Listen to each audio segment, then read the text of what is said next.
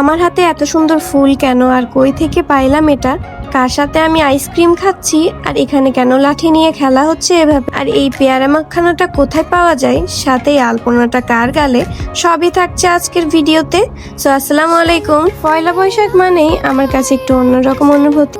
লাল শাড়ি, সাদা শাড়ি, হাতে চুড়ি, সুন্দর করে বাঙালি লুক নিয়ে সাজুগুজু করে একটু ঘোরাফেরা। ও হ্যাঁ, এই পেয়ারটা পাঠিয়েছিলেন আমাকে দ্য রাজশাহী ফ্লোরিস্ট থেকে। আপনারা চাইলে কাস্টমাইজ করে আপনারা অর্ডার করে নিতে পারেন তাদের পেজ থেকে।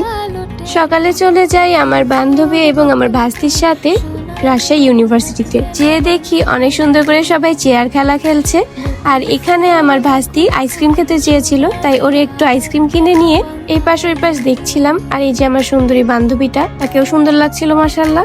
এখানে আমি নিজেও জানি না যে তারা লাঠি নিয়ে কেন এমন করছিল। বাই দ্য ওয়ে, এই পেয়ারা মাখানোটা আমার কাছে খুবই মজা লেগেছে। তাদের একটা আচার দিয়ে যে পেয়ারাটা মাখিয়ে দেয়, অসাম, এত ভালো লাগছে, আমার আবার খাইতে ইচ্ছা করছে। সত্যি বলতে প্রথম আমি পয়লা বৈশাখে রাজশাহী ইউনিভার্সিটিতে যাই, আর সেখানে যে এই পেয়ারা মাখানোটা খাই আর আশেপাশে খেলা দেখছিলাম। এখানে দড়ি টানাটানি খেলা হচ্ছিল, ভালোই লাগছিল। সব ছেলেরা খুবই শক্তি দিয়ে এ পাশ আর ওই পাশ দিয়ে একটা ভালোই সুন্দর একটা মুহূর্ত। আর এখানে আমার ভাস্তি খুব জেদ করছিল তার গালে আঁকিয়ে দেওয়ার জন্য। তারপরে বিকালে একটু ঘুরতে বের হয় বান্ধবীদের সাথে। এখানে সবাই মিলে একই ড্রেস পরেছিলাম, আর এটাই ছিল আজকের বেস্ট একটা মোমেন্ট। আমরা সবাই একই ড্রেস পরেছি, সেম সেম। বাট এখানে সবাই মিলে রিক্সায় উঠতে যেয়ে একদমই বাজে অবস্থা হয়ে গেছে। সবাই পাগলের মতন করতেছিল এখানে। প্রথমেই আমরা চলে যাই একটু খাওয়া দাওয়া করতে। আমি বলেছিলাম আজকে একটু বাঙালি খাবার খাও, কিন্তু না, তারা খুবই খিদা লাগছে, তাদের আর ধৈর্য নাই। চলে আসলো ওমরের যে একটা রেস্টুরেন্টে বসে খাবারটা অর্ডার করে তারা খেতে লাগছে হাবাইতার মতো।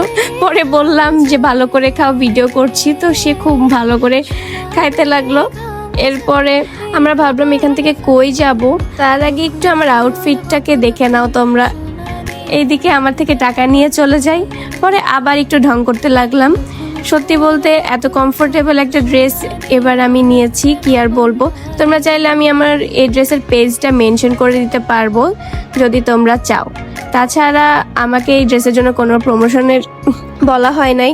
বাট এরপরে আমরা আবারও রিক্সায় উঠে যাই, আবার আইসক্রিম খাই। এই আইসক্রিমটা অনেক দিন পর কেনা হয়েছিল, 2 in 1। এই আইসক্রিমের নামটা আমি ভুলে গেলাম, বাট আমার খুবই পছন্দের।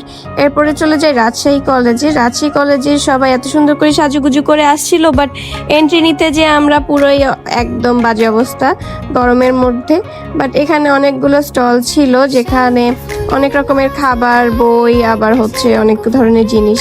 বাট আমরা একটা মিশনে নামি, যেটা হচ্ছে আম নিয়ে একটু মাখিয়ে খাওয়ার। বাট এখানে কোনো আম পাড়ার জন্য পারমিশন নাই, তার জন্য যেটা নিচে পড়েছিল একটা আম, ওইটা নিয়ে একটু একটু করে সবাই মিলে খাইলাম। এরপর আবারও একটু ঢং করে নিলাম, এখানে এসে একটু ভিডিও করলাম। আর বাই দ্য ওয়ে, আমি অনেক দিন পর টিকলি মাথায় দিয়েছি। তোমরা কি বলো এটাকে আমি জানি না, আমি তো টিকলি বলি মাথার, যেটা আমি পরে আছি। আর এই নেকলেসটা এটার সাথেই সেট।